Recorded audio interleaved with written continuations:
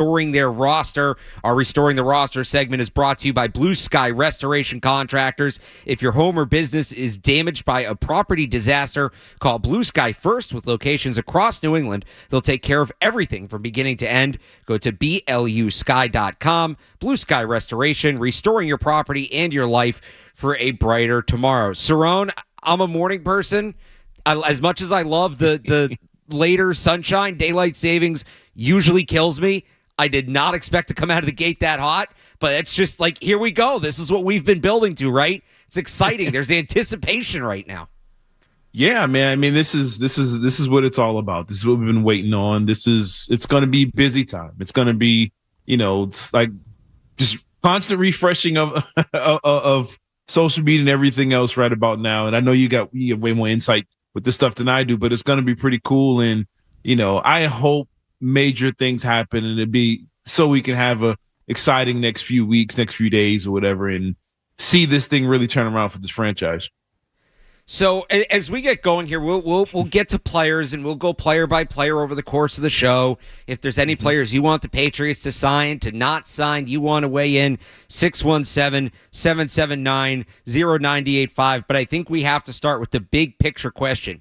The Patriots have as many resources at their disposal as any team in the NFL, over $120 million in projected cap space. No other team has more than 100. They have the 4th overall pick, 4 top 100 picks, because really when we talk about free agency, today's going to be about the veteran market, right? We're going to include trades. We'll talk about trades too. So they have the assets at their disposal.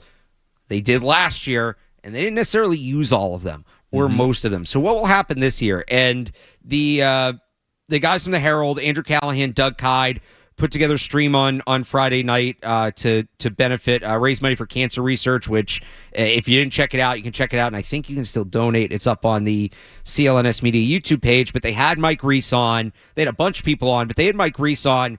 And they kind of asked him what his expectations are for this week in free agency. I want to start off with what Mike had to say because I think it sets the table for everything we're about to talk about. From a standpoint of, I think this is more likely to be like 2021 when they came out of the gates. And you guys refresh my memory. Was it Godchow? Was it Judon, Hunter Henry, Jonnu Smith? I don't know if it was all on the first day. Right. But Hunter Henry kicked off the second day. The first day, if I'm not mistaken, went Jonnu Smith, Godchow, Judon, and then Kendrick Bourne. Aguilar. No, Green Goblin, Aguilar, Green Goblin, Kendrick. Oh yeah, Jalen Mills was in there too. Yeah, there were 7, Mike, and we all use the current parlance of the uncharacteristically aggressive shopping spree. Yeah, so I think that they'll be aggressive whether they can actually do it. And Andrew, I heard you say it, and I agree. It's one thing to talk about a plan. You got to go execute it now, and I sense, and I'm sure you guys all sense it from your listeners, your followers. Like, they don't want to hear it anymore. They just want to see the results. And I think that's very fair. So, I mean, Mike's a guy, he back in 2020, I remember he was one of the ones talking about going into free agency that they were going to do a lot. And he mentions the Tom Curran report that I referenced a lot that year, uncharacteristically aggressive. And Curran said something similar. So like the people who would tell you if this is going to be, if there's something's going to happen, are telling you something might happen. Now, Mike talks about it there as well. They're going to try to be aggressive. We'll see if they can actually get the deals done. But it does sound like they're ready to go. I am expecting moves this week. I don't think, are they going to get all the top free agents? No. I'm expecting them to be active. We'll see if they're the right moves. But I think 2021 was pretty spectacular. Yeah, I don't think we're going to get that. I don't think we'll ever get that again. I don't think most teams will ever get that again. But if I had to pick, is it going to be closer to 2021 or closer to last year, where the big free agents were Austin, guys that were second on the depth chart, good players, but second on the depth chart. Austin Hooper, Antonio Gibson, rotational players. Is it going to be closer to that or to spreading speed in 2021? I feel like we might be closer to 2021. Mm-hmm. Yeah, I agree with you. And I think the key to 2021 was landing someone like Judon. I think when you do that early, like for example, if you go back last year, I wonder if they land Ayuk or Calvin Ridley do others follow? You know what I'm saying? Like, okay, they're for real now. I'm gonna go there. I'm gonna join up with this. It's kind of like they become the hot team that lands all the major free agents. I think if they land a big one early on, I can see not this, like you said, the guy second on the depth chart, but I can see the Kendrick Bourne type players falling in behind that. I can see them. Okay, they're serious. They mean business. We know they have the money. We know they have all these holes. We know they have a new staff. But if they land the big one early, a big one, not sure what it's going to be. If they land a big one early, I think you're going to see other guys fall in and start seeing names start coming off the board that are heading toward the Patriots. So I think it's key to make moves early and show everybody, hey, look, we mean business. We're landing guys. We're closing deals. You know, we're open for business. So come on in. So I think they're going to have to land somebody big early in order to attract the plethora of guys like they did in 2021. I think they want that 2021 offseason, but I think they have to be aggressive and go for their big guy. Now, if that's through a trade before free agency or whatever, but I think you have to do something to show that you're serious about the 2025 season. Yeah, I think if they can get one or two guys early, I'm with you. That's an important point. It's going to make it easier the rest of the way, but it's those big players that need to be the focus, and yeah, you know, they're going to be the first ones to sign. I do think there is a little bit of a quality versus quantity thing here, and I think there are a lot of people that would like to see volume, right? Mm-hmm. You know, 7, 8, 9 free agents because they just want to see the roster turned over. And I'm not saying that the roster shouldn't be turned over. It should be. But that's a process that can take, like, to fully turn it over takes 2 or 3 years. You don't want to go chasing after players that you don't have a role for or aren't fits or you don't really believe in just to fill out the roster. So I'm not as concerned with the volume of players that they sign. They need multiple players because they have multiple needs. But, like, I don't need them to go out and sign 10 players this week just to say, hey, look, we have 10 new players, the roster's turning over, right? It's more about, are you getting guys that are going to come in, contribute? Like, I go back to 2021, I never thought Jonnu Smith was a fit in New England. I never thought he made sense for the Josh McDaniels offense, but they had kind of talked about it. They wanted to be better at tight ends, so they just signed the best tight ends. On one hand, yes, but if a guy's not going to be able to come here and succeed, it doesn't make sense to sign him. Yeah. So I do think that, and that can go the other way too. Like, I've talked a lot about Javon Holland, who maybe doesn't play a position of need, but I think Holland makes them a better football team. Like, there is a clear role for him, even though he doesn't necessarily play a position that's an immediate need. So I think was it Vrabel or Wolf? Vrabel said at the Combine, we're not going to sign players just to sign players. Like, I think that's important. I'm more interested. I think coming out of this with 3 or 4 players, they don't need to be stars, but 3 or 4 players that, like, really make sense, right? Yeah. Cam Robinson is not an all-pro tackle. He's probably not even a Pro Bowl tackle, but they need a left tackle. Coming out of it with a guy like Travarius Ward or Carlton Davis, who, again, are not household names, but guys who will really help this football team when plugged into the right role. Those nuts and bolts free agents, like what Washington did last year. Because people are going to say, well, they signed a lot of players. They had a clear role for all of those players. Yeah, they did. It wasn't just sign them and let's see. If they come out of this week with like 4 or 5 players that really fit and really make sense, and it's clear how they're going to help the football team, I think that is better to me than 9 or 10 players, but we're kind of left scratching our heads like, okay, they signed him, but what exactly is that guy going to do here?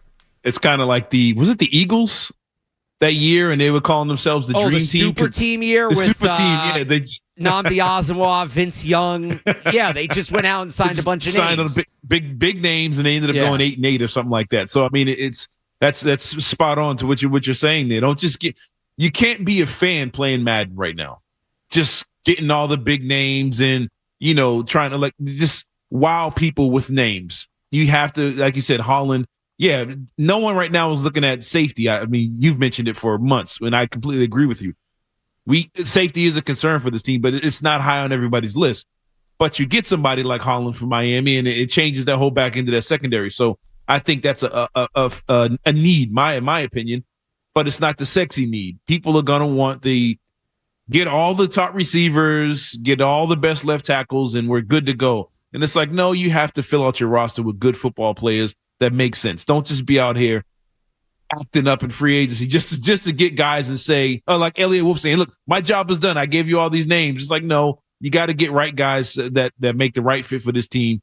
So you're not in this situation again in a couple of years, so I think they're going to take their time, not take their time with it, but I think they're going to be pretty smart about who they're bringing in and why.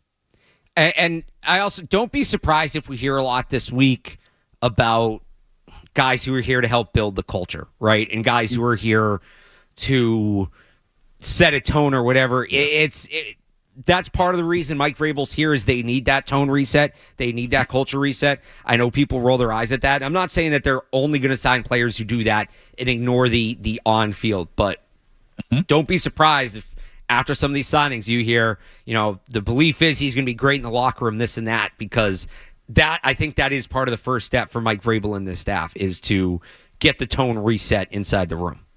Yeah, bring in leaders, bring in some veteran guys, not too old, but guys who are about football and really smart football players that, like you said, not only just help the culture, but help particular groups. If this receiver group is young, they need some help. They need some veteran presence in there. Bring a guy in that kind of stabilizes that, or a guy that stabilizes the linebackers room. D tackle, what I'm saying? They just need more veteran guys who understand football, understand situational football, and how to be a leader through those off-season and those, through the summer and all that stuff. I hate to bring up Kansas City in their situations, but yeah, they got Pat Mahomes, but it seems like they're missing some leadership in that wide receivers room. But I mean, just bringing guys that kind of calm guys down and allow them to be a smart, savvy football team throughout the season and kind of stay composed in tough situations. So I understand that the fans probably won't like it, but I do understand why they would bring in players like that. So if you've listened to this show or any of my shows, I love the philosophy of T-building as much as anything. We will get into the individual players, but we had to get some big picture philosophy talk in there. Let's figure out the approach before we narrow it down to the players. But we'll get more into the players throughout the rest of the show. I want to do some league-wide free agency stuff too. We're going to bring the Pick'em segment back, which we usually only do during football season. Shout out to Jim Louth, who came up with something creative this week that kind of spurred that idea. Plus your calls. You want to weigh in on free agency, 617-779-0985. And I'll remind everybody that we have on the website a new, it's called like a micro site is what they called it. All of our offseason coverage, free agency, draft, trades, all of it, all in one place, offseason.985thesportshub.com.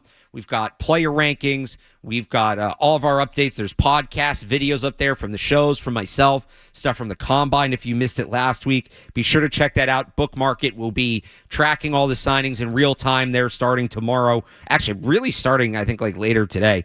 Offseason.985thesportshub.com. And again, you want to call in 617-779-0985. More free agency preview next on the Sports Hub Sunday Kickoff. Stay tuned for more Sunday Kickoff on the Sports Hub. Scrub-A-Dub's unlimited car wash plan lets you wash anytime for one low monthly price. The all-new Scrub-A-Dub Worcester is now open on Park Ave. Anytime's a good time to be Scrub-A-Dub clean. The following announcement paid for by Drains by James. Hello, America. It's me, Toronto Dump, on behalf of Drains by James, the leader in drain cleaning and pipelining. It's time to come together as a country. And regardless of what party you support, we can all agree on one thing. Drains by James is who you call when you have a backed up drain. Drains by James, they're the answer. Let's make everyone's drains clean again. Drains by James. They give a poop about your pipes. March is here and the sports action is heating up. The brackets are set, the upsets are coming, and you could be the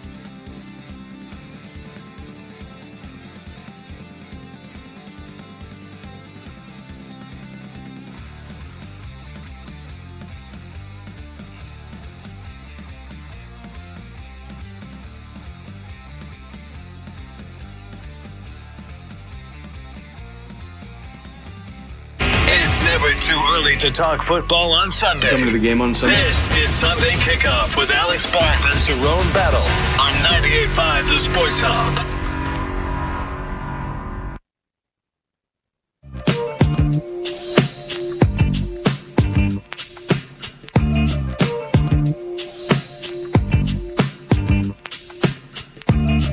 Back here on 98.5 The Sports Hub Sunday Kickoff. Alex Barth, Cerrone Battle.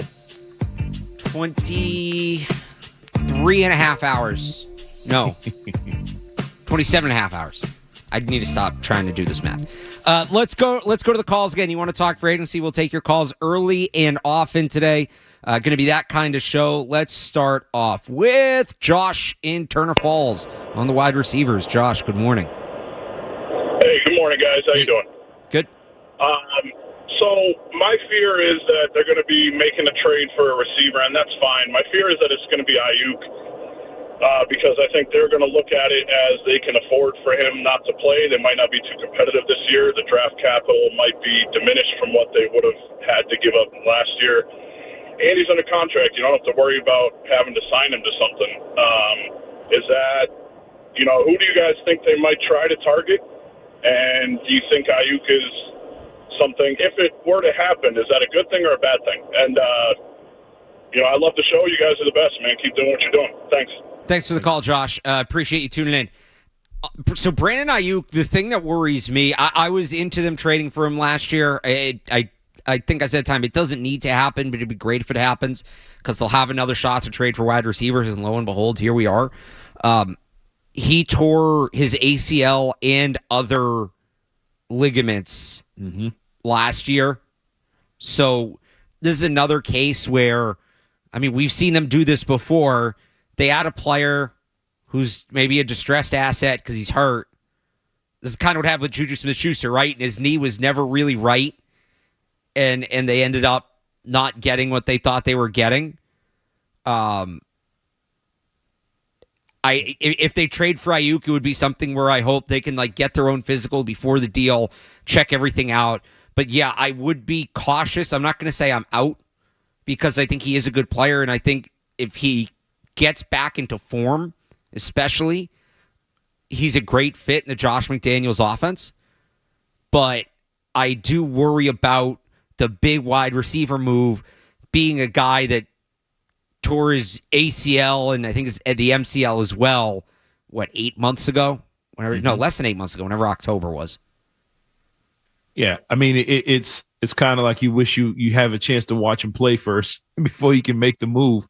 And the other thing I look at with him is he already told you no last year he didn't want to come. Do you want to bring in a guy who, he might have loved the situation, but was like, I'm not leaving, San Francisco. He's from Northern California, whatever. Well, no, so there was a report that I feel like got lost in the wash, but it was, I think it was Rossini. It was one of the Athletic NFL pods where they talked about the main reason he didn't come here was he didn't believe in the quarterback situation. No, which obviously should be very different now. And it was still Drake May. The outlook as a wide receiver on Drake May a year ago versus Drake May now is very different. Right, yeah. He's proven himself, at least to an extent. So that shouldn't be an issue anymore, especially coming from San Francisco, where it's like Brock Purdy on a rookie contract, and then what? So yeah. So it's an interesting situation. I guess put it like this: he makes a lot more money, but it's a similar situation with the Kendrick Bourne. What did he look like after the knee injury? Are you going back to that situation? I think he's better than Kendrick Bourne, but we don't know how much better he is now after what happened to him. Look, the thing that separates the great receivers from everybody else is that step. They have their step faster. They have a little more burst. They get to the ball. They high point the ball better than everybody else. That little half step and a blown ACL or MCL, whatever, or both, takes away that step. So I wish there was somebody between them where you can see a season or so. With some games where you can see what he looks like. But I don't think I want to be the team to be the first one to swing a major deal for a guy coming off a bad knee injury like that. Then you get burned. So, and then they'll never hear the end of it if something like that would have happened. So I'm not saying I'm completely out on him, but if it's everybody else is gone and he's the last guy you can go on and add to your roster, then go ahead. But I wouldn't pick him over the other options that are going to be available. Yeah, if they are going to trade for a wide receiver, I think I've been pretty clear on this. I want it to be DK Metcalf. Is he absolutely perfect? No. And this isn't necessarily so as much about DK Metcalf as it is just they need a guy that can dictate coverage on that side of the ball, and he can do it, and he's the best player available at the position. Mm-hmm. And I think even if T. Higgins were available, I don't think A.J. Brown's available. I don't. I know there's been like rumblings there. I'm not believing that. DK Metcalf's the best player available at the position. I don't think you're going to have to totally break the bank to trade for him. You might have to get creative, but it's not going to be like a crippling cost. He, to me, is still the guy. We'll get more into that in a little bit, but I want to talk to Randy in Providence, who also wants to talk wide receivers this morning. Hi, how's it going? Good. Yeah, so talking about DK Metcalf, I'm not sold on him being the guy for us. He's never been a very good route runner. He's never been a guy who has a very complicated route tree. Okay, he's basically muscle bound Joey Galloway, where it's just like run fast, DK, we'll throw it to you. And that's just not something that works in Josh McDaniel's system. Just throwing a name out there for you that I don't hear a lot on these circuits, Keenan Allen. Okay, this guy's a great route runner, consummate professional, been in the league for a long time. Ideal guy to come in here, get some production, but mostly show these young guys in our current receiver room how to be a professional, the small things about being in the league that, you and I might not know. I think there's an underrated amount of return on that, right? We've already spent draft capital in that receiver room. Now we got to try and get return from it. We had a first-year wide receiver coach with as much experience as being a coach as our receivers had at being receivers last year. We bring these guys in, have these guys with the experienced coaching staff that we have now. We might see a little bit more development out of them. Thanks for the call, Randy. On Keenan Allen, I'm not going to say he'd be a bad addition, but he doesn't. At this point in his career, he's not a receiver you're building your passing game around. He was solid last year. Caught 70 passes for 750 yards. But he's going to turn 33 in April. And the production's only going to go down. That's not somebody that's going to grow with Drake May long term. You're looking at 1, maybe 2 years. If they were to bring him in on top of a guy like a DK Metcalf, there you go. Yeah. It'd be great. I wanted them to bring him in last year for a lot of the reasons Randy said about that leadership and all of that. And I've said the same thing about Cooper Kupp. I just think when receivers start getting into their mid-30s, the production, it's generally not a gradual decline.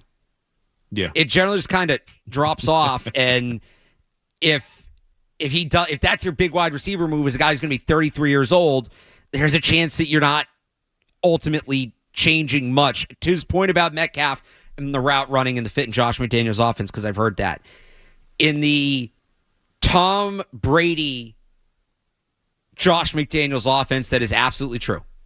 That offense prioritized route running and precision, and that's not one of Metcalf's strengths. But as we talked about when the Patriots made their coaching hires, part of what Josh McDaniels does well has done well. He hasn't had to do it a lot, but when he's done it, it's generally worked. He can tailor the offense to the skill set of his players. He didn't run the same offense with Tom Brady that he ran with Cam Newton, that he ran with Mac Jones, right? He was able to make adjustments, and I believe, because, McDaniels maybe isn't a fit Metcalf isn't a fit for McDaniels traditionally, he is a tremendous fit stylistically with Drake May. Yeah. He has all the traits you want in a receiver for a quarterback that plays the way Drake May does. So I have faith that McDaniels would be able to adjust and create a role that maximizes Metcalf with Drake May. I don't think they would have him out there running this super diverse, super complex route tree. I think they would find a way to build in a role for him where he is still highly impactful, but doing what he does best, because that's not only what's going to be best for DK Metcalf, it's going to be what's best for Drake May. And again, McDaniels is usually very good with that. Yeah, and I think one part being left out of that is, what did they ask him to do in Seattle? Just because he's not doing it doesn't mean he can't. They changed his role last year and his numbers dipped. Like, they kind of got screwy with his usage last year. Mm-hmm. So.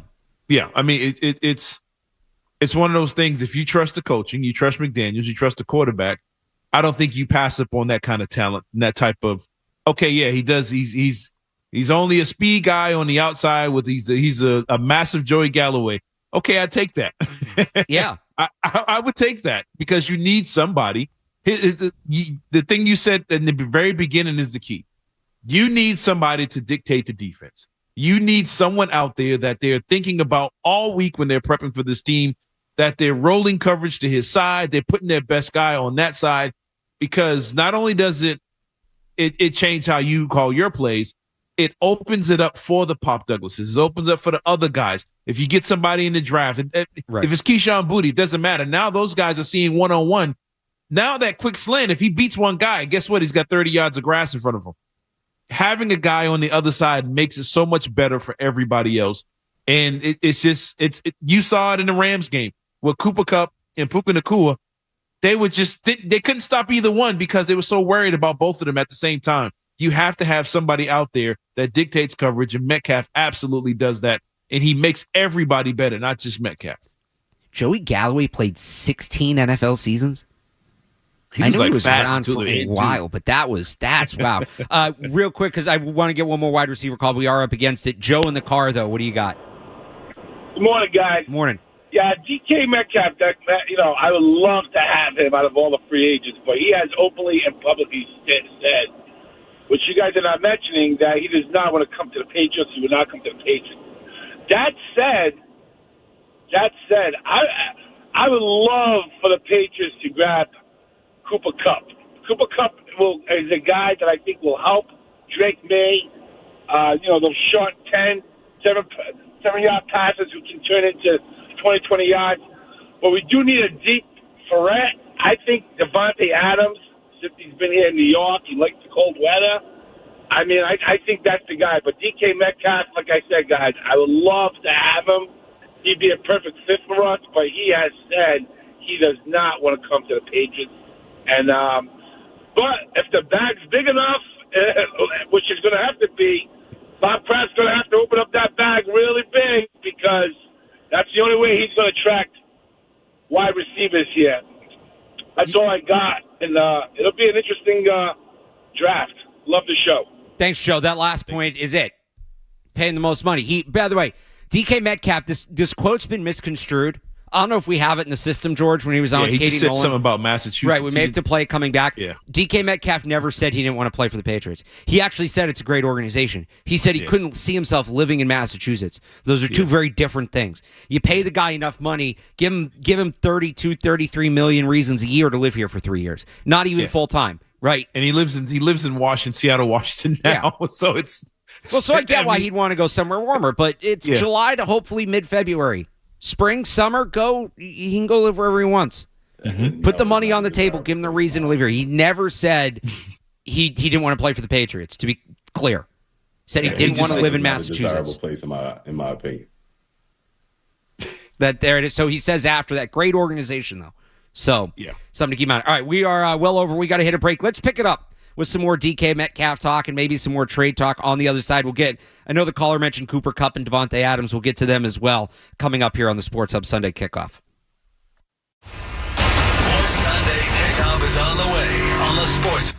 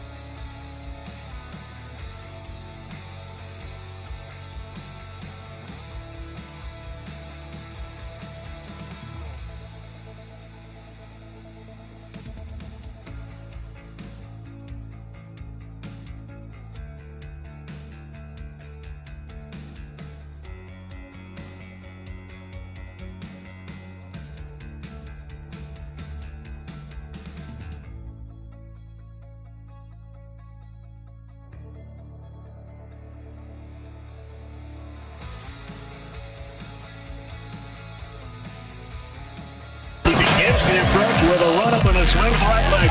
Every football game starts with the kickoff. This is Sunday Kickoff with Alex Barth and Cerrone Battle on your home for Patriots football. 98.5 The Sports Hub. Everybody's saying DK to New England, man. Everybody in the league thinks that. I like that. I like that, DJ. Keep spinning What that do you mean wheel. in the league? What do you mean? You're getting texts from people around the league saying... No, yeah, DK comes available, and you just talk to a bunch of buddies around the league, and they're like, that just makes too much sense. They have all the money. They have all the space. They have no weapon.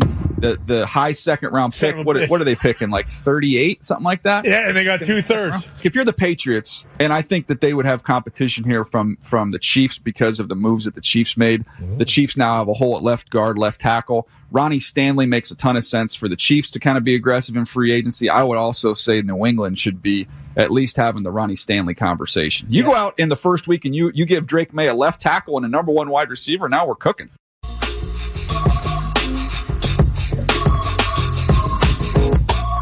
Back here on Sports Hub Sunday Kickoff.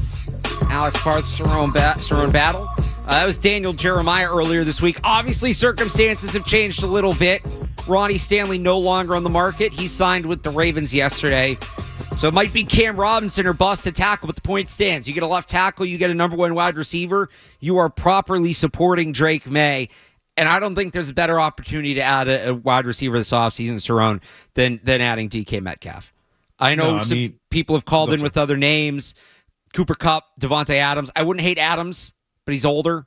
There's a little more unpredictability there. Kupp, I think, it would not be a bad addition, but like we talked about with, was it Keenan Allen, right, in the last segment? More of a complimentary player at this point in his career. If they really want to get that wide receiver they've been chasing, going back to DeAndre Hopkins visiting Foxborough in the summer of 2023 it was? Yeah. Metcalf has to be the guy. Yeah, and what I was going to say before we went on the break was we talked earlier about the spending and just signing names, being caught up in signing names. And just from some of the calls we've got already, it's Cooper Kupp, it's Keenan Allen, Devontae Adams. Like you said, these guys are in their 30s already. And right now, at this point in their careers, they are just the only thing they really have left is they are names. They're not that – the impact is not the same from these guys. I mean, Devontae Adams, he was over there on a good offensive team with Aaron Rodgers, and, it didn't go as planned, but they were just as bad as you were.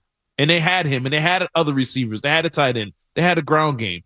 And he really didn't make that much of an impact with the Jets. He came into Foxborough and lost. And Keenan Allen, you saw Keenan Allen and Devontae Adams firsthand. And they didn't have that much of an impact. Now, Cooper Kupp had the big play against you where he beat you, whatever. He's still mad about that whole blitz situation. But a part of that was it was Puka Nacua on the other side. He's the young gun they got over there is the reason why Cooper Kupp is available. Who's the Patriots? Puka Nacua. Yes. With Puka Nacua over there, it makes Cooper Kupp available. And you have to, if you want a Keenan Allen, you want a Cooper Kupp, you have to be a great front office and a great coaching staff, and you have to find your own version of that guy. You have to find, there's a couple of those in college right now or in the draft.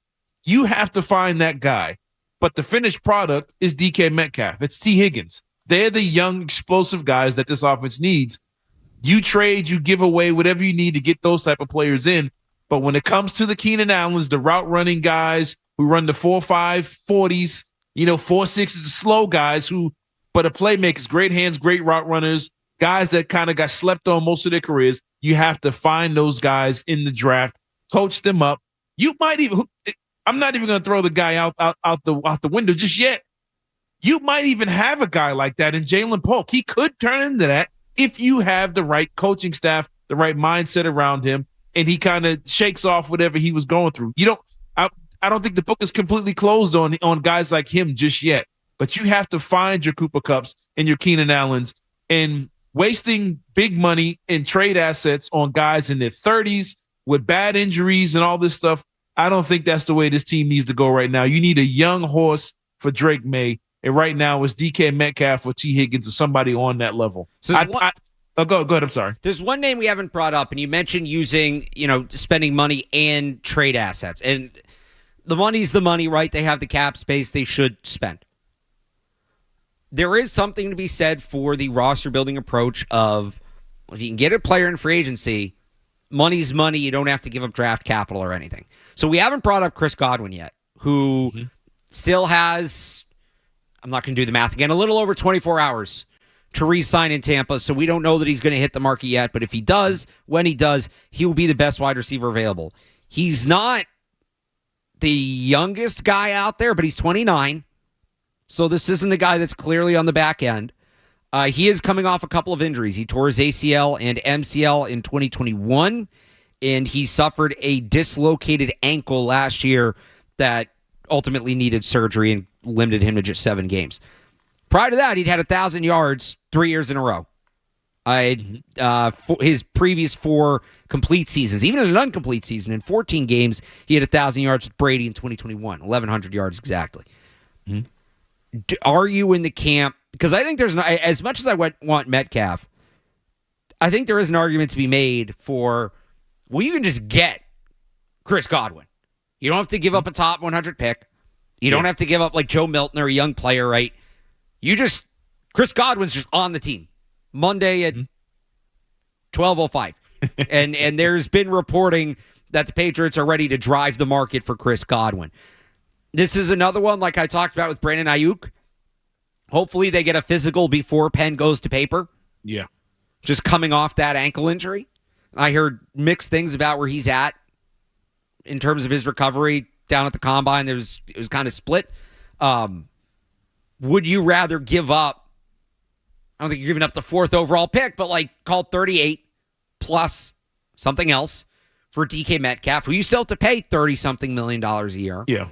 Or you keep all your draft capital, Chris Godwin, who is, I said before, the fit thing is a little overblown with DK Metcalf and the Josh McDaniels offense, which I do believe. But if you are going to value fit, Chris Godwin, great fit in the Josh McDaniels offense. Do you put any stock into Godwin being an option, or are you Metcalf or bust? I think everything's on the table with this team. Metcalf, to me, would be number 1 priority. Godwin is, he's younger than these other guys that we just mentioned. If Godwin is like the big wide, I guess let me ask you this way. If Godwin is the big wide receiver signing, right? Did they, in your mind, do enough at the position this offseason? No, I don't think that's it. You got to do more than that. Now, you might still address it in the draft or something like that, but I think you have to do more than Godwin, because Godwin is similar to how I felt last year with Brandon Ayuk. As good as Brandon Ayuk was, whatever he is, I still say he is, we never got to see him away from Kittle, Samuel, and behind the best offensive line and best run game in football. We never saw him as the main focus. We never saw him when defenses are focusing on him and him alone all season. And I kind of feel that way with Godwin. As good as Godwin is, he's got the Hall of Famer on the other side in Mike Evans, who just keeps throwing out 1,000-yard seasons like it's nothing. It's one of the great runs that's kind of one of the most underrated runs for a receiver we've ever seen.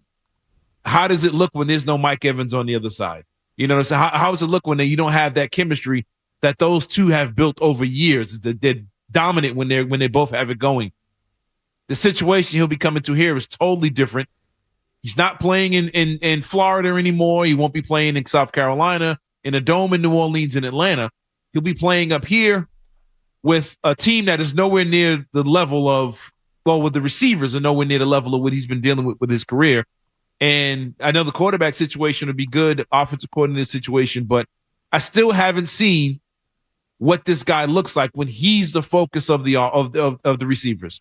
And that kind of gives me skepticism, whereas with Metcalf, I've seen that with him. Right. And I can say the same thing with T. Higgins. I don't know what T. Higgins would look like over a full season if he's the guy and he's not, he doesn't have Jamar Chase on the other side. I know he's had some flashes early on and they've been in and out without each other, but over a whole season, I'm kind of skeptical on guys who have been the number 2 behind Hall of Fame level talent and coming into this situation. But I think Metcalf is the key. But if you have to end up with Godwin, I think you have to make another move after that. Now, to me, if you get Godwin, okay, now you go add the Keenan Allens, or you add Cooper Kupp or something like that. Now you have something. You have a nice little room. But I don't think just Godwin alone would be enough for this team. If it's just Godwin, I'm kind of with you. Although I'm not. You mentioned the weather.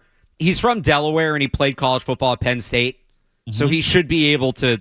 I would think he'd be. It's been a minute, but I think he'd be able to handle the cold. If it's Godwin and Kupp, Godwin and Allen, I'll put to the side just because they kind of play the same position.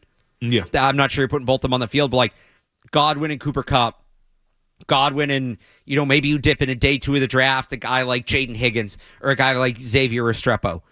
Okay. Is it the best they could have done? No, but I would say that that's a pretty solid haul at the wide receiver position. But again, as long as he's healthy, I think that's an important box they have to check. All right. Sorry. Just real quick to add to that. If you add those two guys, that's good for you this year and next year, but you're still in that position of we need a young horse next season or the season after that. Those guys aren't long-term fixes. And by the way, with Ronnie Stanley going back to Baltimore, we're probably doing that at tackle too, because I think Cam Robinson's nothing more than a 1-year bridge. So there is a chance that guess what? We're doing tackle and receiver again next year. How original, how fun. Didi, Jason, Rich, I see you on the line. We're going to take a quick break. We'll come back to your calls next here on the Sports Hub Sunday Kickoff. More Sunday Kickoff coming up on the Sports Hub.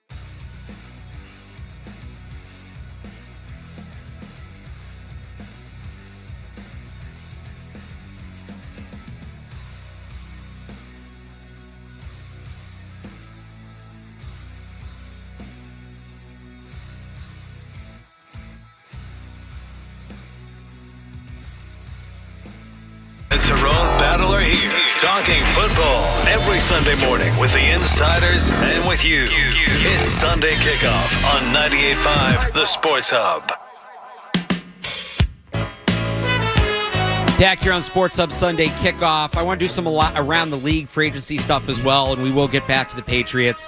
You want to give your thoughts on free agency, which starts tomorrow, 617-779-0985. Let's go to the phones. DD in North Carolina on free agency. Hey, DD, what's good going morning. on, Alex? How we doing? Hey, how you doing, man? Good. Good.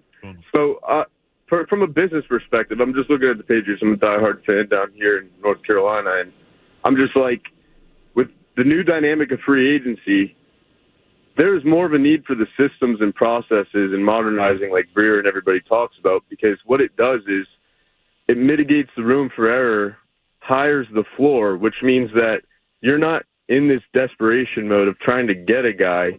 At worst, you get a contributor that you draft, and then you can plug and play, but at least you're serviceable. Whereas right now, it's just like it doesn't seem like there's a plan. It just seems like we're like big fish hunting and just living on a prayer, hoping that we get somebody to be entertaining and watchable rather than sustainable success. And I just think that this all comes back to, like, it's just so outdated.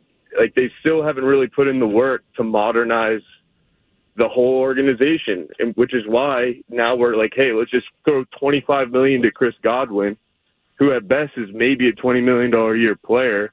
And then, like, Ronnie Stanley comes off the board, and we're just like, what do we do now? You know, but like if you have a good system and then you have good people in a good system, you're hitting on those third and fourth rounders more consistently, which means that you're going to have a higher floor and a better sustained level of success. Yeah, thanks for the call, Didi. If you look at sustained success in the NFL is all about the draft. Mm-hmm. You're not getting sustained success through free agency. What we're talking about with free agency is how do you get this team to a level where you can compete to, like, they just can't win 4 games again waiting for the rookies to get good. They do have to start hitting in the draft. If they could sign the top 10 free agents, and they'd be great this year and maybe next year, but it's not going to matter in the long term. It's not going to give them any sustained success without drafting well. It's not. So, yes, they do need to draft better. What we're talking about now is, can you get that floor up enough? You don't want to. Part of drafting well, it's also developing players, right? You got to develop players well. And if you put too much on the rookies too early, you can stunt their growth. And so you want to have some sort of foundation in place that these rookies are coming into, that they can grow in, where it's not all on them. Elliot Wolf talked at the Combine a little bit how they probably botched that with the receivers last year. Mm-hmm. That's what you're throwing $25 million at Chris Godwin, so you have him. So suddenly the wide receiver you take in the second or third round isn't completely losing his mind because the entire offense has to run through him, and he's still learning how to play at the NFL level. That's just kind of what it is. So I agree with the caller 100%. Until they start drafting better, nothing else really matters big picture, because that's the only way you can guarantee sustained success in the NFL. But you do want, it is spending money in free agency. Think of it almost as investing in those draft picks, right? You want them coming into a stable organization, a stable environment. Right now, free agency is kind of the way they have to do that because the roster did become so devoid of talent over the last few years.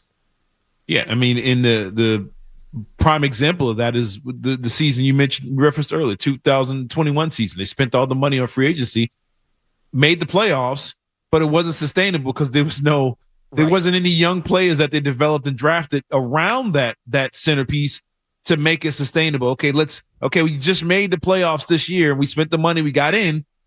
How do we get better next year? There was no constant incline there because you didn't develop and you didn't draft well. It plateaued, that it just fell apart. And once one of those, all it took is one of those free agents to not live up to expectations or fall off, or it took the quarterback to fall off and the whole thing around it fell apart. So I agree with the caller when you have to, it's like I said earlier, you want the Cooper Kupps, the Keenan Allens. It's up to you at some point. You have to draft those guys and find your own version of these, even the T. Higgins and Metcalfs. You have to find these guys, develop them, and that way people are, hopefully years down the line, people are taking your players, trying to get your players away in free agency because you've done such a good job of building up your roster through the draft and development. And I think that's where it all begins and ends with this team. And look, free agency, you got to do something. You can't just sit there and say, no, we're not going to do this. We're going to do it through the draft. You have to find a way to bring some veterans in, bring in some sustainable pieces to make, to like your point and the caller's point, to where now the Pop Douglases and whoever you get, the Jalen Polks or whoever, are now elevated because you've put a veteran presence around them and they're not stuck carrying the load another season for this franchise. And they end up frustrated. They end up discouraged. They lose their confidence. And now we're looking at the players as all being a bust. So you have to bring veteran players around them to help elevate everybody in the room. Yeah, good call. Smart football minds down there in North Carolina. Let's go to Jason in Missouri, who has a thought on Christian Gonzalez, if I'm reading this right, Jason. You are, and let me just start off by saying it really has nothing to do with Christian Gonzalez. But I think the team, and maybe you, Alex, have missed the boat on the cornerback position being devalued across the league. And the supply and demand of free agency will tell you that. In any given year, you can fill the cornerback position with available free agents that will be quality players. It doesn't exist for receiver. It doesn't exist for tackle. The biggest mistake this team made in the last 5 years of the draft was taking Gonzalez when JSN was on the board. How much different does this team look with JSN at receiver, filling cornerback with available free agents, and moving forward? With the mobile quarterback right now, how many teams are going to be able to put a man-to-man corner out there and just run down the field with the number one receiver? The shutdown corner has been devalued. It's becoming the running back of the defense, and it seems like the Patriots are just missing the boat on that. Every year you can fill the cornerback position with free agents. Every single year. There's always available players. Who's available this year that's like a Christian Gonzalez caliber player? What's that? Who's available this year as a Christian Gonzalez caliber player? What I'm saying is you don't need a Christian Gonzalez caliber player. You don't need it. It doesn't do anything for winning. When Christian Gonzalez missed the year 2 years ago, and then he played last year, how much difference did it make on the defense? The top corners in the league, how much are they impacting their teams? How much does Sauce Gardner impact the Jets winning? So I think Sauce Gardner's kind of overrated. I look at Denver, which had one of the more of a zone corner. But take the best shutdown corners in the league. How much do they impact winning? Look at the Eagles, for example. They built their team with everything, and then the corner was the top, the cherry on top, we'll say. The cherry on top. It wasn't a foundational piece of their team.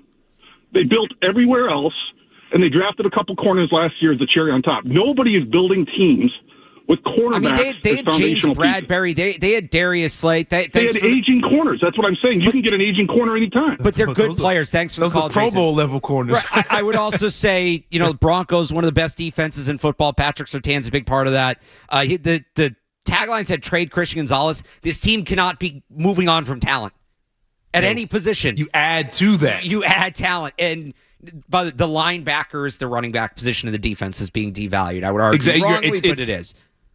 I was there real quick. Yeah, you hit the nail on the head. They go together. The running back, when the running back's devalued, the middle linebackers devalued. Right. It's the run game. It's the run game overall.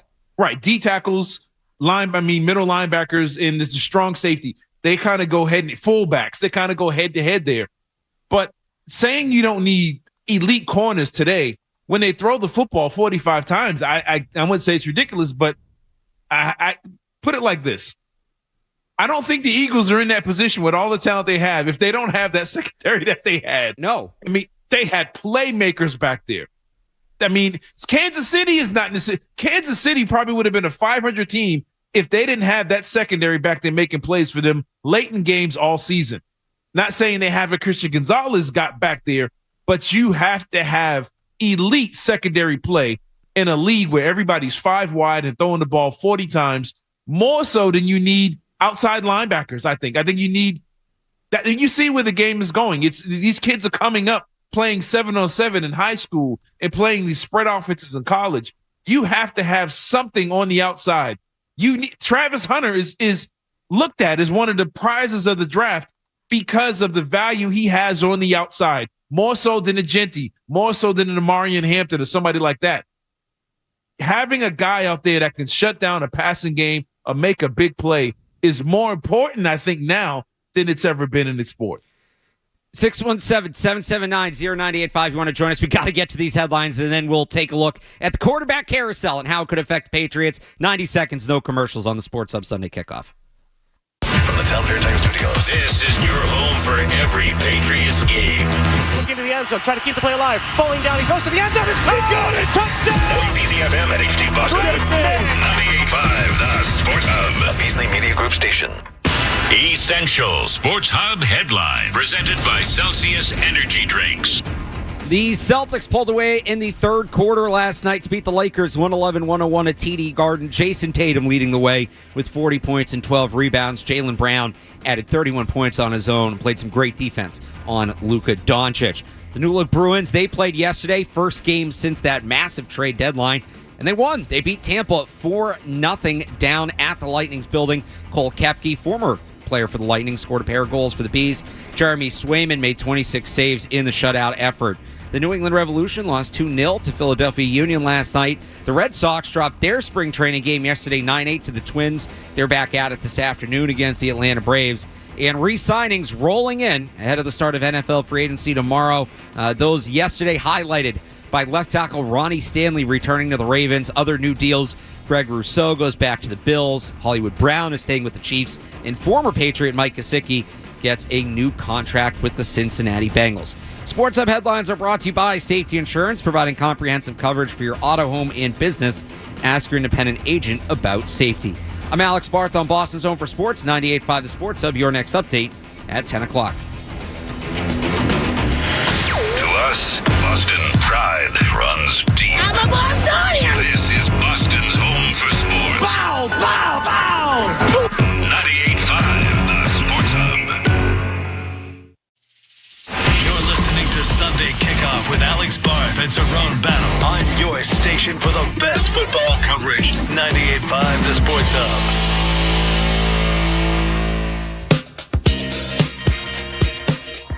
Pick a target. You pick it. Take your pick. Pick me. Pick me. I did not pick. There was no pick. Pick him up. You pick him up. Pick. I pick. Pick me, pick me, pick me. Pick the teams. Pick one, jerk. No, it is not actually football season. I know that this segment is usually saved to pick games. We are going to do this a little differently this week, though, thanks to Jim Lout, who inspired this idea, because he texted me and Matt Dolph yesterday. Said he has, I think it's 8 quarterbacks out there, including the top 2 rookies, with 7 open spots around the league: the Jets, Steelers, Browns, Titans, Giants, Vikings, and Seahawks. So, Cerrone, the quarterbacks he has on the board, feel free to add if you want: Sam Darnold, Daniel Jones, Aaron Rodgers, Russell Wilson, Justin Fields, Kirk Cousins, and then Cam Ward and Shedeur Sanders. Which quarterback ends up with which team? And let's start, just going by divisions here, let's start with the New York Jets. Yes, that's the hardest one. I'm going to say with the Jets, you already been with the Sam Darnold thing and Aaron Rodgers. Yep. Oh, man. I think they're that's a good one. I'm not sure who they end up with, man. I'm going to have to pass on that one. I'm not sure. That's a good question. I'm going to go They're in a bad spot. I'm going to go Justin Fields. And that's kind of by default. I should have put them first because I figured this one out last year, right? I think that's by default. But I'm going to go with Justin Fields to the New York Jets. How about, all right, let's keep it rolling. Fields leaves Pittsburgh. Are they going to stick with Russell Wilson? I guess he's available too. I should have included him. Oh, I did say him. Who goes to the Steelers? As I said this past weekend after the game, we had a decision coming at the end of our work week this week regarding the quarterback position. Remember they had that whole weird thing where Fields started and they benched him. Who's quarterback to Pittsburgh Steelers? Who's signing there? Who's getting drafted there? I think they end up drafting a guy, but obviously not one of the top 2 guys. But I still think they they still have Russell Wilson on that roster, and then they add a rookie along the way. I agree with you. Tomlin just wants to keep that 500 streak going. Russell Wilson's the perfect quarterback for that. Russell Wilson to the Steelers. This is the big one. Whose name is getting added to that massive, legendary jersey? The Cleveland Browns. Hey, what's up with the dog pound? I'm going to say, man, it's a bad spot for them to be in as well. But I think they end up with one of the rookies. I think Ward goes, was it number 1, Tennessee? Yeah, I'm going to say the Browns end up with Sanders. I'm going to say Kirk Cousins. Kevin Stefanski worked with him at a previous stop. There's a relationship there. I think that he'll be available for relatively cheap, and it allows them to draft either Abdul Carter, or Travis Hunter. So I think that they start, building this thing up around the quarterback position. They should get a haul for Myles Garrett. That should put them in a good position, a better quarterback draft next year. I'm going to go with Kirk Cousins to the Cleveland Browns. Cerrone's going with Shadur Sanders. How about Mike Vrabel's former team, the Tennessee Titans? From now on, the Titans is going to be powered by soul power, bruh. Who you got for Tennessee? Ward. Okay. You got to take the quarterback, get it over with, get the quarterback, get the number 1 quarterback in the draft, and move on. You got to go Cam Ward. So everything that we've heard about the Titans is they're okay passing on a quarterback. I kind of believe it. I'm going to go outside the box here. I think they stick with Will Levis. I think Will Levis gets one more year, and again, they're back up there in a more favorable class next year. I think they have the patience, and if you notice a theme here, it's coming. The New York Giants. No, I'm going to be Giants garb the whole time, man. They're our team. We're proud of them. New York Giants. Who are they taking? The New York Giants, well, I think they end up with the veteran guy. I don't think they're going with the young quarterback anymore. So I'm going to say someone like Sam Darnold to the New York Giants. I like Darnold for the Giants. I do. But we'll get to the Seahawks in a bit. There's a lot of reporting linking him to the Seahawks. I think that one makes sense. Aaron Rodgers stays in New York. I think the coaches are desperate. They want a guy with high upside. Rodgers' upside is higher than anybody else who's available. Even though he's old, I know that sounds weird, but we've seen what he can do. I wouldn't be surprised if they draft a quarterback later on. So I have the Browns, Titans, and Giants all not drafting a quarterback. So is there hope for the Patriots? Not just Travis Hunter, but Abdul Carter. Honestly, I could see Rodgers and Sanders with the Giants, too. I wouldn't rule that out. Yeah. Let's go to the Minnesota Vikings.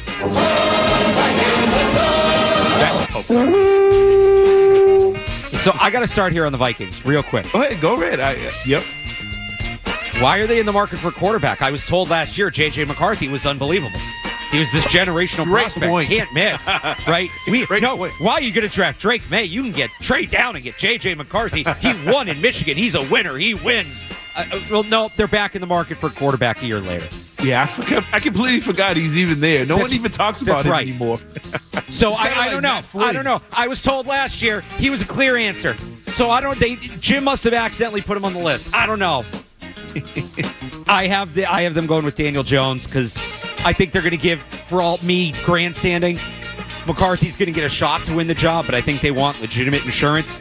I think it's J.J. McCarthy and Daniel Jones battling for the starting job in Minnesota in camp. I think this is he's following the Brett Favre path, man. Aaron Rodgers, Minnesota.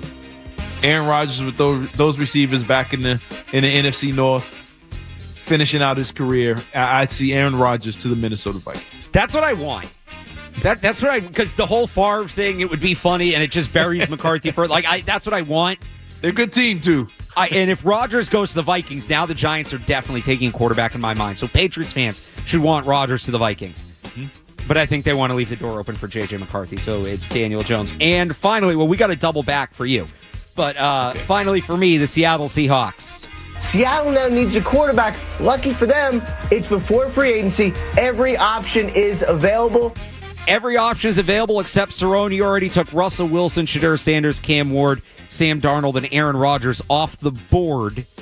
Who do you have going to the Seahawks? Oh, who's left? Who do you have left? You have Justin Fields. You haven't used Justin Fields. You haven't used Kirk Cousins. And you haven't used... Kirk. Oh, no, you used both rookies. Unless there's somebody else you can think of. Kirk Cousins to Seattle? Kirk Cousins I don't hate that. Seattle. Take all the pieces away from him. Now bring Kirk Cousins in. Get rid of all the receivers. And now you got Kirk Cousins. That's exactly why I don't think he'd sign there. Because he's throwing it just JSN, nobody else. I'm making you double back, though. You passed on the Jets. Which, look, That was probably smart by you because we all know the Jets will be the last team to add a quarterback. They'll get of course. Wrong. They're literally doing the same thing I'm doing right now. Like, that explains the Jets. So you still have available. You haven't used Daniel Jones, which would be imagine if hilarious. The Giants and Jets trade Aaron Rodgers for Daniel Jones. You still have Daniel Jones. You still have Justin Fields. You could go Jackson Dart if you want to. Yes. That's the answer right there. Jackson Dart. The Jets are the team that's going to go out there and they're going to draft the guy, the J.J. McCarthy of this draft. Jackson, thank you for that. It's not going to be Justin Fields. It's going to be Jackson Dart to the New York Jets. They're going to be the team that reaches for the third quarterback in this draft. So, there's always one.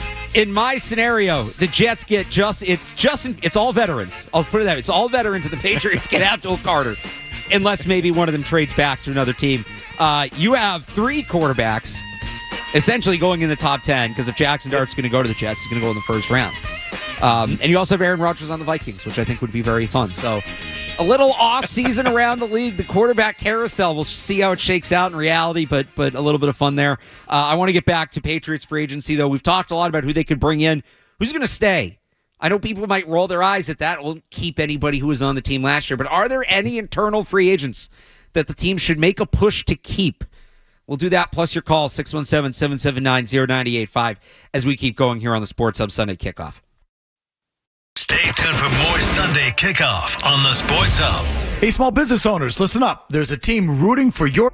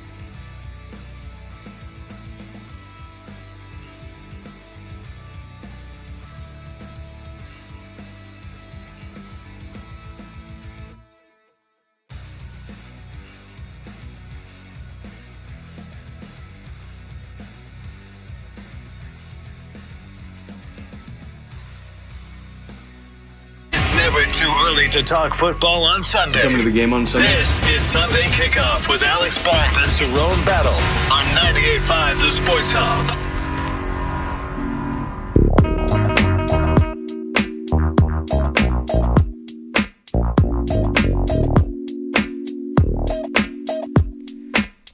Back here on Sports Hub Sunday Kickoff, Alex Barth, Cerrone Battle, George Sepulveda behind the glass. As free agency just a day away here in the NFL. We've talked a lot about who could the Patriots add. Who are they going to keep, though? I do think we should mention the pending free agents, and we should talk about this. Then we'll get back to your calls, 617-779-0985. So the Patriots have 9 pending free agents. It's not a lot because they re-signed all those guys last year. Jacoby Brissett, JaMychal Hasty, Austin Hooper, Daniel Ekuale, Dietrich Wise, O'Shane Ximenez, Jonathan Jones, Jalen Hawkins, and Joey Sly. Those are their pending free agents. Do any of those guys stand out to you as players you're, pounding the table for the Patriots to bring back, Cerrone? Not really pounding the table, but I mentioned last week Austin Hooper. I think there was some chemistry there with him and Drake May. And I think May has well, I would say this is probably his best options last year, but he had some kind of chemistry with the tight ends. I think he liked to work that part of the field, and I want to see what that looks like with McDaniels, running the show now. So I would keep him around. Tight end depth as well. This might sound weird as much as I've kind of been on the guy, but I think if you're going to make the trade and make a deal for Milton to send somewhere else, you got to have a backup quarterback in there, and I think Brissett playing his normal role as an NFL backup quarterback would be needed. I think he's a veteran guy, and he seems like a great teammate. I don't know for sure. I've never been in the locker room with him. I don't know how that works out, but from everything I've seen, he's a good teammate and a good guy to have. And this is a guy Josh McDaniels is familiar with, so I would keep a guy like him around as a backup quarterback. If you're going to get rid of Milton, I would say Brissett. So Brissett, Austin Hooper, and like I mentioned earlier with the caller about the cornerbacks, I think you got to keep Jonathan Jones around. You need depth in the secondary because you're going to be dealing with Jackson Dart for the next 10 years playing for the Jets. So you're going to have guys back there, to deal with the Josh Allens and the Tuas and all these other guys to spread the ball around. I think you got to have cornerback depth no matter what you do in the draft. So I got Jonathan Jones, Jacoby Brissett, and Austin Hooper, the 3 guys that I want to keep around. And I thought about Sly. I'm like, man, this dude does have a leg, but he missed a lot of kicks last year that kind of cost his team. So I don't know where they stand with the kicking situation. Something else I think we got to kind of keep an eye on. But those top 3 guys. It sounded like for Mike Reese this morning, they might just move forward with Parker Romo and then add like a rookie. So Joey Sly may be on the way out. Yeah. I only have a couple. Hooper's the big one. The Patriots had we didn't notice this because of everything else that was going on, and some of this may just have been due to the lack of talent at receiver. They had the 6th most productive tight end room in the NFL last year in terms of both catches and yards. Only 5 teams were more productive at tight end collectively than the Patriots. Drake May clearly likes throwing to tight ends. If you think there's a chance you're going to draft a guy like Tyler Warren at 4, maybe you don't sign Hooper, but you'd have to make a lot of other signings to make that happen. Yeah. But I'd like to see Hooper back. I'd like to see Daniel Ekuale back. I know they're changing up the defense, and it's a new sort of philosophy. Ekuale actually fits as a more aggressive, penetrating defensive tackle, and he was one of the guys last year I thought in the locker room that kept his head on straight throughout the season. Yeah. So Daniel Ekuale I'd like to see back. You should be able to get O'Shane Ximenez back on minimum money coming off a torn ACL, but he'll give you some pass rush depth. He can play on special teams. And then Jonathan Jones is the other one. If they don't bring Jonathan Jones back, and I do wonder if Jones is going to come back, because if I'm a contending team, that's a guy that I'm looking to bring in as like a veteran leader in the secondary. Yeah. Although, as we heard earlier, corners aren't important, but if they lose Jonathan Jones, slot corner sort of becomes a major need. We don't know if Marcus Jones is a fit in this defense. Even if he is, you need a backup. He gets hurt a lot. And I also think Jonathan Jones can play some safety for you. So Jonathan Jones would be like sneaky, really solid return. And I know that they're not bringing back a lot of guys, and I get that, and they want to turn it over. Jonathan Jones and Austin Hooper, to me, are the 2 obvious ones. those are the two guys that I'd put at the top of my list. I'm not going to say tier 1 because I don't think you need any of these guys back, but like would be really good to have Hooper and Jonathan Jones back. And then Aquale and Zimenez, you can get players that do what they do, but these guys are already in the building. They'll probably be a little more affordable just because they're coming back. Those are two guys I look at. Dietrich Wise, that's a tough one. Yeah. Has been a good player here for a long time, but I don't think he's a fit in the system anymore. I think he's probably moving on. Sly, it seems like they're ready to move on. Ben Sauls, the kicker from Pittsburgh. Jermichael Hasty, they can get another third running back. To your point on Brissett, I think Brissett's going to want to go somewhere where he has a chance to start. And maybe it's what it was last year. Does he go to Tennessee or Cleveland? Right, or maybe goes to the Jets in case Jackson Dart's not ready, right? I think he will have, not to be a definitive starter, but I think he will have a chance somewhere to compete for a starting job. That obviously is not going to be the case here, nor should it be. Mm-hmm. So I good player, and to your point, being down there last year, I think he was great in the locker room. I think guys really gravitated towards him. I think he was an important piece of keeping things together as much as they did stay together. But it doesn't make sense for him. I would say more so. If he could come back as the backup, I think that'd be great for the Patriots. Yeah, I don't really know what the incentive is for the Patriots, right? Or for him, unless they're going to give him a ton of money. But I'm not going to overpay the backup quarterback. Yeah, you know what I mean. You have Joe Milton, you're in good shape there. Now, if you trade Joe Milton, maybe that becomes more of a conversation. But I think that's it. The other free agents I should mention: Christian Ellis is an RFA. He's been tendered, so a right of first refusal tender. So they can still negotiate a longer-term deal with him, or he'll be back at like $2 million. If another team offers him a contract, the Patriots will have a right to match it. They wouldn't get any return if they lost him. And then Lester Cotton was an RFA. They did not tender him, so he's a restricted free agent. He's a depth interior offensive lineman, not a guy that you necessarily need to bring back if you are the Patriots. Yeah, I mean, when you were talking, I had mentioned Austin Hooper as well. And you brought him up, and you see some little things here or there about Kyle Pitts being available. Would you swing a deal for Kyle Pitts and just let Austin Hooper just move on, if you could? I don't know that the two are mutually exclusive. Mm-hmm. I think Kyle Pitts is a flyer at this point. Mm-hmm. He's a good flyer, and I'd take him. Yeah. He's a heck of a flyer, but he's a flyer. You're probably giving up a 5th or 6th round pick. Mm-hmm. Or it's something conditional, and you're hoping that a change of scenery shakes things up for him. I think you'd still want Austin Hooper, because if it doesn't click, now you still got that guy. Right, yeah. You're down a second tight end, and even if it does, Pitts in theory does some things that Hooper and Henry don't do. He's going to be able to line up out wide a little bit more. He's a little bit more of a red zone threat, traditional red zone threat than those guys. You're going to have different ways you can use them. It'd be a pretty tight end heavy offense. Yeah, but we know Josh McDaniels is okay with that. Like, he's done that.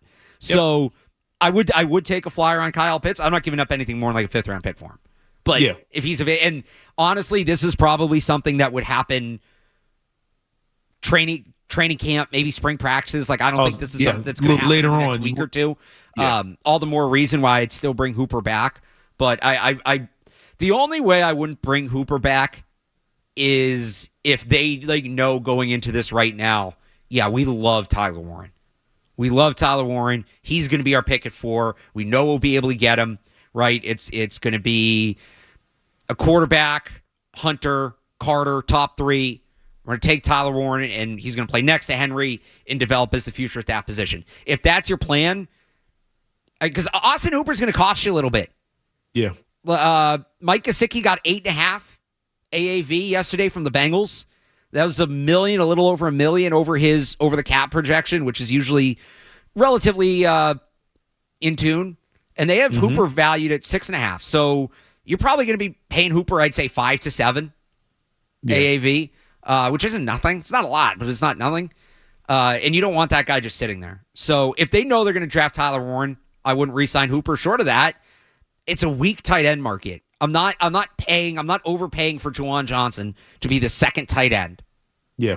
If you dip into the draft day 2, day 3, I still want a veteran. next to Henry if they're going to be two tight end heavy. So I think it makes more sense to bring Hooper back than not. Yeah.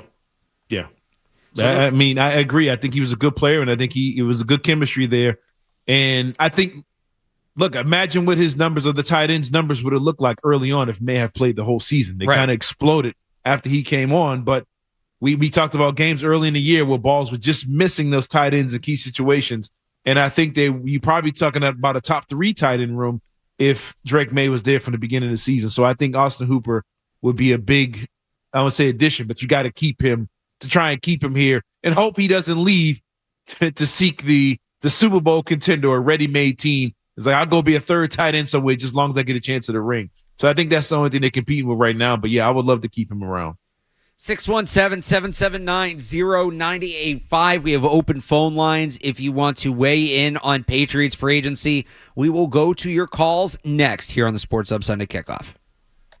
More Sunday Kickoff is on the way on the Sports Hub. Struggling to stay warm in your home or apartment this winter? Your insulation might be the problem. Revise, a mass-safe partner, offers no-cost home energy assessments. You could get 75 to 100% off new insulation. Stay warm. Call 800-885-SAVE or visit callrevise.com today.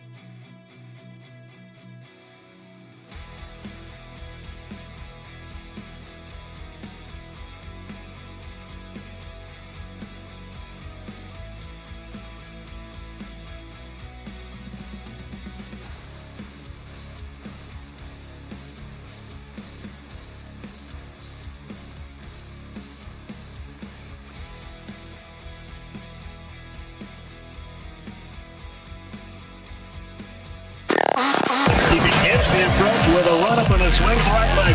Every football game starts with the kickoff. This is Sunday Kickoff with Alex Barth and Cerrone Battle on your home for Patriots football. 98.5 The Sports Hub.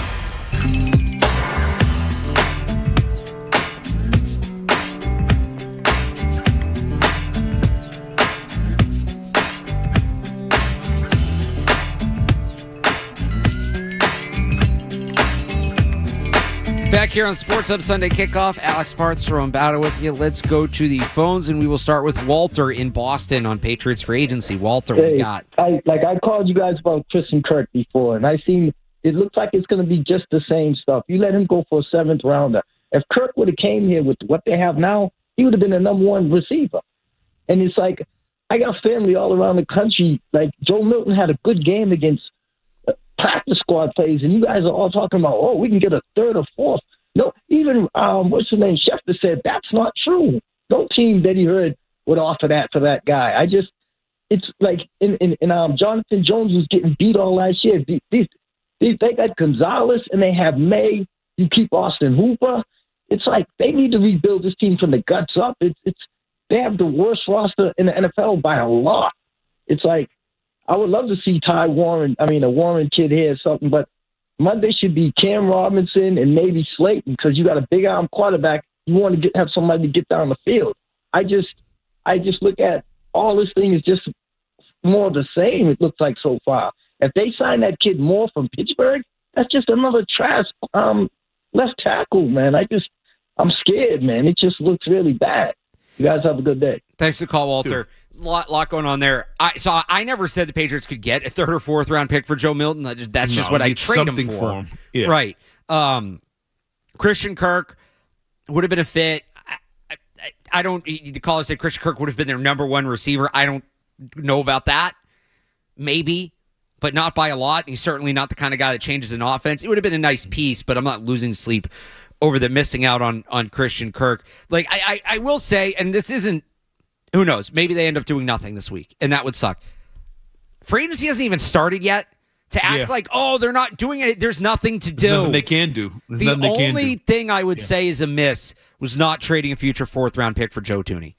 That's right. One thing that made sense to me that I would have liked them to do. I will call that a miss. Christian Kirk, you can get a player like Christian Kirk somewhere else in free agency late in the draft. He's not that unique, right? Devontae Adams, I would like to see them sign him, but he hasn't signed yet, so they haven't missed, and they might be waiting because I'd rather have Godwin than Adams.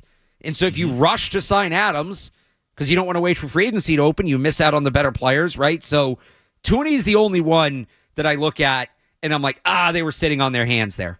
Yeah, and this isn't to say that they're going to do a ton. This isn't to excuse. Yeah. Don't bring this back to me next week if they don't do anything in free agency. Because come Monday at noon, they should be doing a lot. Yeah. But to this point, again, beyond Thuney, I'll give you that one. They should have been in on that. And I know they were in, but like more than they were. They should have really, a future pick for Thuney makes all the sense in the world for them. After that, I'm not losing sleep over any of the guys they've missed out on. Like Debo hasn't had more than 700 yards in 3 years and is 20 pounds overweight.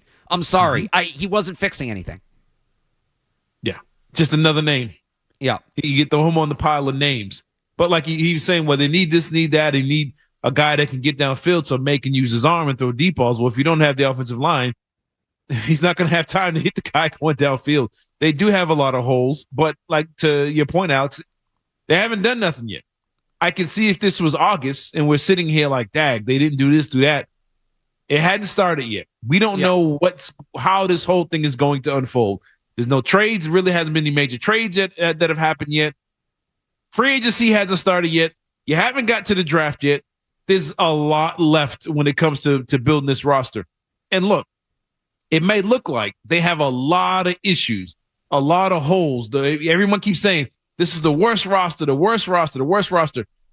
The Washington Commanders were the worst roster in football last year, and you see where they are. We mentioned a couple years ago, the Detroit Lions were the worst roster in football for a decade. You see how fast things can turn around. It's a mix of free agency, developing, and drafting. They haven't started yet. Well, behind the scenes, they're doing their thing. Right. But they haven't legally been able to build this roster and turn things around and build it in the image of Mike Vrabel and the rest of his coaching staff. Give him a minute. I know we're all worried, we're all concerned, but all you're going by now is internet rumors. Nothing has really happened yet. Talk to us in a few weeks or even after the draft, and we'll see where this team is at and which way they're heading. And look, given the way the last few years have gone, they've earned the criticism. They've earned people being skeptical. Yep. But let's not start acting definitively yet. There will be a time to say they did not do enough. That time could very well come. And it's not as far away as you think. But it's not quite yet either. You can be skeptical. But to say, well, they haven't done anything. Yeah, there really hasn't been anything to do. Again, beyond Joe Thuney, I'll give you that one. I would have liked to see them make that deal. I think that would have helped them. Let's go to Matt in Rhode Island on the tight ends. Matt. Hey, what's up, guys? Hey. Bars, you said this at the draft about Joe Milton last year. I've told many people this because it's hilarious. I've always given you credit. When you said if you need someone to throw 80 yards, Joe Milton is your guy. If you need someone to throw a 7 to 10 yard out, Joe Milton can throw it 80 yards. Look, his accuracy got a lot better this year. I said this with Jim Murray yesterday. No doubt. And I love the kid as a project. It's great. But what I was going to ask you guys, obviously I don't think they're going to get Warren from Penn State, but who did you see at the Combine who you think are the most athletic hybrid tight ends that we might be able to grab down the line? Thanks. Thanks for the call, Matt. So, honestly, there's not a ton of tight ends that play that kind of hybrid style that Tyler Warren does in this draft. If anything, look at the fullback position. Robbie Oots from Alabama, he's more of a fullback, but he's kind of that hybrid. The next guy was supposed to be Harold Fannin, who just has not been impressive in this pre-draft process, whether it be the Senior Bowl, whether it be the Combine. He has not been good. There are some very athletic tight ends, though, and guys I think can plug into this offense nicely later on. On day 2, that's Mason Taylor from LSU. The more I watch, the more I like Terrence Ferguson from Oregon on day 3, early on day 3. If you really want that tweener, you're probably talking about Gavin Bartholomew from Pitt, but he's a real kind of project player. Had a good freshman year and hasn't been as good the last 3 years at Pittsburgh. But he'd probably be the next guy. There are tight ends to be had in this class, though, absolutely. And while we're on tight ends, I'll let you respond, but literally back-to-back tight end calls from Rhode Island. So we'll put these together, and we'll go to Dan. Dan, good morning. It's National TE Day in Rhode Island. You didn't know that? Go. This one makes almost too much sense, especially because Josh drafted him. But Michael Mayer from Vegas he's out there. I can't imagine it wouldn't take more than like the Judon pick at 77. I mean, if you're going to spend like $5 million on Austin Hooper, which I would never do, why not take a young guy instead of draft one? I think this guy's got a lot of upside. He's never going anywhere behind Bowers, and he's 23. I mean, to me, it makes too much sense, but it'll probably never happen because that's the way things go. Have a good day, guys. Thanks for the call, Dan. Josh McDaniels did draft Michael Mayer. Michael Mayer also opened up after Josh McDaniels left, talking about how much happier he was post McDaniels in Vegas. So yeah, it's that. Yeah, and that might not be a fit. I like Mayer as a player, and thank you for giving the Judon pick as the ceiling of what you should give up for him. I heard people talking about like second-round picks and trading players. No, he's not worth that. He's a fine player. He's solid. I would take him. He's not worth a lot, especially in a year where there's as many tight ends available in the draft as there are. But I don't think he's a great... I don't think him and McDaniels maybe are on the same page. I will say, if you want that kind of player, though, and I'm not as good of a prospect, but if you want that prototype, go back to his alma mater, Notre Dame. Mitchell Evans, I think, can be sort of that kind of player in the NFL, and he's probably an early day 3 pick. So if you want that kind of guy is available, and you can actually get him for less than it would probably cost you to trade for Michael Mayer. I was going to ask you, what do you think about the kid from the U, Elijah Arroyo? Yeah, he's interesting to me. He's not like my kind of tight end. Typical. He's a receiver that's slow. Yeah, that's a really good way to put it, Cerrone. Like, I think he's more of a wide receiver. He maybe is more that move tight end type, but I'll give him credit for this. He wants to block. It's not an issue of effort with him or want to. He comes out with physicality. He needs a lot of work there developmentally. And he's not a guy that's going to play that traditional tight end role, to your point. Like, he's essentially a really big slot receiver. That's not how they've approached the position historically in the past. Do they change that up now with Drake May? Maybe. But I like him as a player.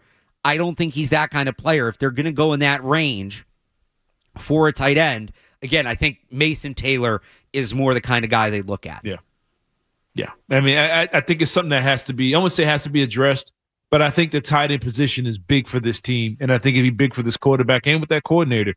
And I think it's going to be a key component to this team. And I would like for them to have some kind of depth to it. But look, if everything else around them is good, I think those tight ends can really be able to eat in this offense and with that quarterback. And it's one of the positions that I'm kind of excited about and really looking forward to going into the season, especially with Josh McDaniels running the show. And Drake May with these tight ends for a full season and off season to get into a real rhythm with these guys. I think he can really do some explosive things.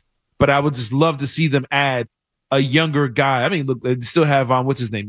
Jaheim Bell's still there, but that honestly, the caller asked about, who's the next move tight end. There he is. If you're not getting Warren, it may make as much sense to try to work with Jaheim Bell as it does to draft one of these guys later on day 3. Yeah, I think he's way more athletic than I think people really got a chance to see. I think he's very shifty, and I mean, you can go back and watch some of his college tape. He put on some pretty impressive plays on that level. But I think he's a guy that, okay, you want to develop a guy, that's one of them right there. I think with a development can really take over and elevate a player in that room. 617-779-0985. If you want to call in, we can squeeze maybe one or two more in here. A big picture, and the caller did call in about Tyler Warren, and this is kind of how I wanted to wrap up the show, because we talked about it earlier. Free agency, you bring in talent in free agency, that's obviously good, and the Patriots need to do it for the short term. Yep. But there's no long-term success in the NFL without drafting well. And free agency really should set the table for the draft, and it should inform what you're going to do in the draft. We somehow have not talked a lot about left tackle today. We've really been focused on the pass catchers, which I kind of get. Ronnie Stanley goes back to Baltimore yesterday. That's a blow. He was the best left tackle available, clearly. I don't know how many more definitive starting left tackles there are out there. What I mean by that is, like, Dan Moore. Can Dan Moore start at the NFL level if you need him to? Yes. But if Dan Moore is their big move at left tackle, we're going into the spring, it's a competition. Whereas if they had signed Ronnie Stanley, we know day one, Ronnie Stanley's the left tackle, set it and forget it. Like, you're not worrying about that. The only other guy I think might check that box, and he does it to a lesser extent, but I think he does it, is Cam Robinson. And Cam Robinson is the linchpin to this whole thing. Because if they sign Cam Robinson, now you can go, nothing else is, they have needs, but like, they're not going to get it all done in 1 year, right? Yep. So receiver, pass rusher, another receiver, corner, defensive tackle, linebacker, safety, maybe running back, tight end, right? They need all these things. It's not all going to get done in 1 year. Some stuff's going to get pushed down the road. The one thing I would say you cannot push down the road is tackle, because, all right, Drake May is a clean pocket, but he has nobody to throw to. That sucks, but okay.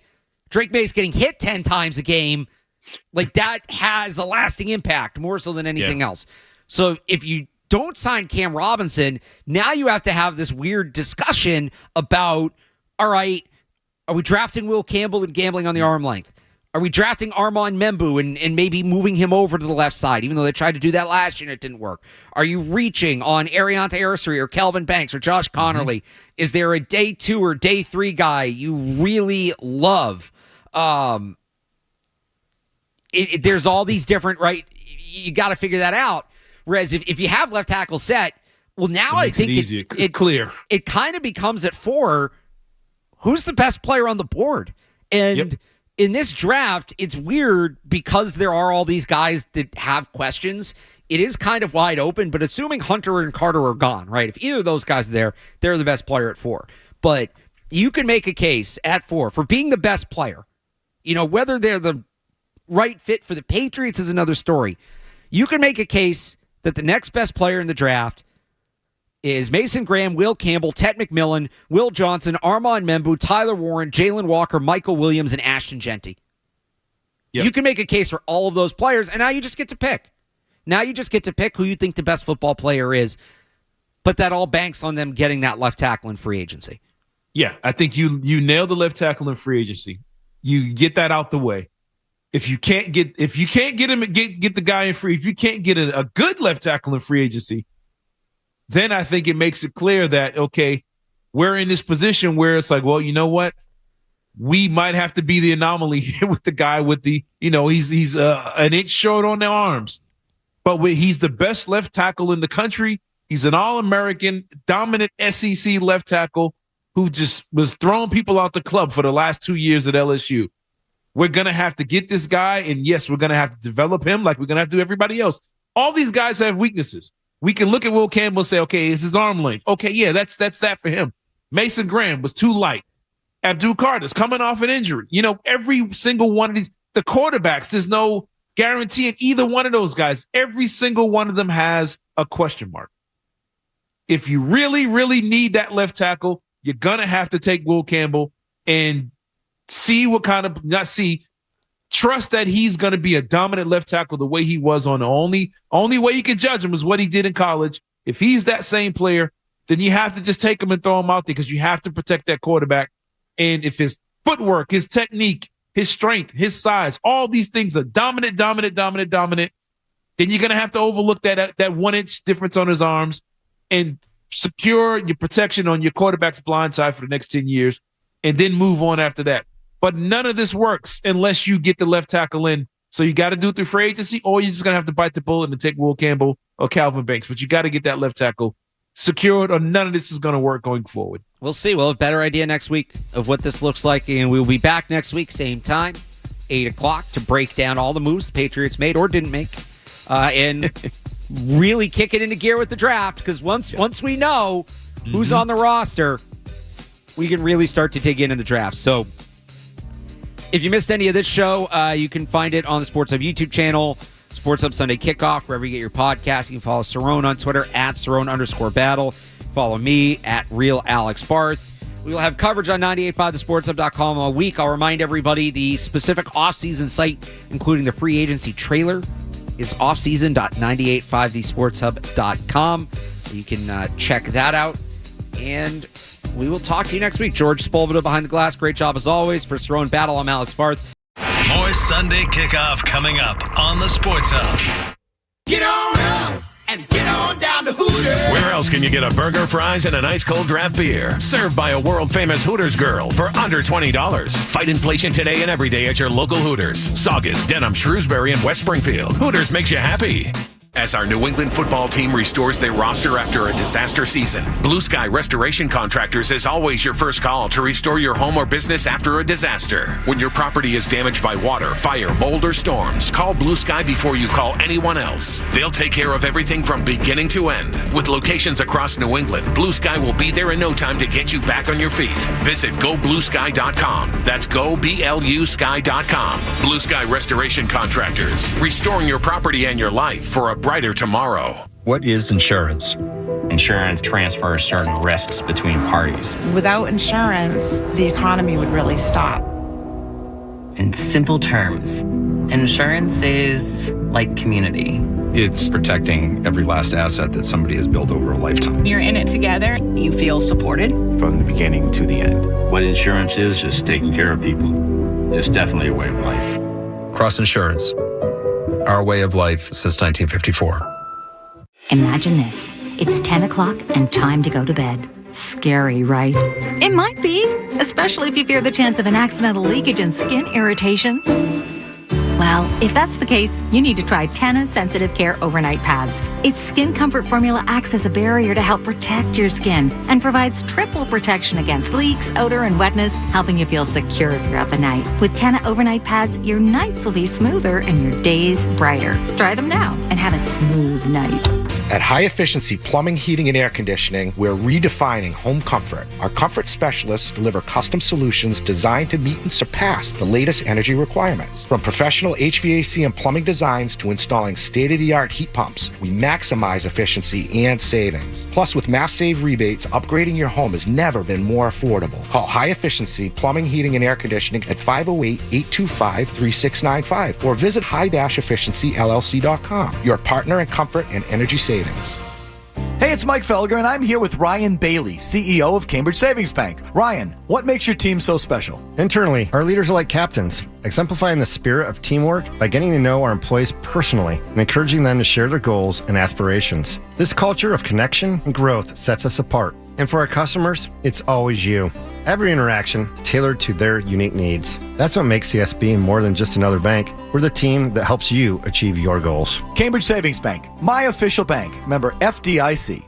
As football winds down, college basketball is gearing up. Fans are ready to see which teams will prove they are ready to shine in March and who will be seen in San Antonio. You can get in on all the action from tip-off to the final whistle at ESPN Bet Sportsbook. Right now, ESPN Bet Sportsbook customers can bet $10 to get $100 in bonus bets and unlock 30 days of ESPN Plus. Download the app and sign up with promo code RADIO100 to get started today. Hope is here. Call 1-800-327-5050 or gamblinghelplinema.org. Must be 21 plus. Terms and conditions apply. See app for details. Oh boy, your front door looks like this, when it could look like this. We're Right Window and Door. A new front door is an amazing thing. The right one improves the entire look of your house. And at Right Window and Door, we make sure you get the right one. We come over with this fancy schmancy software, sit down at your dining room table, and match a ton of door styles to a pic of your house. You swipe right through them. No. Ooh, I like that. Customize it right on the spot. Done. It's like a dating app for doors. Only better than a dating app because when you finally meet the door, it actually looks like the picture. Right now, save $250 on door installation with free financing for 18 months. So make an appointment with Right Window because your house will be closer to perfect when you match it with a perfect front door. Call Right Window right now. Call 800-649-3600. Quality products professionally installed for the right price. Right Window and Door. Save on hearty entrees at Whole Foods Market. Get 20% off no antibiotics ever air-chilled boneless skinless chicken breast with Prime through March 11th. Add your protein to a Mediterranean-inspired bowl for a flavor-packed meal. While supplies last, shop in-store or online. Terms apply. This Sound of the Sports Hub is brought to you by Valvoline Instant Oil Change. Enjoy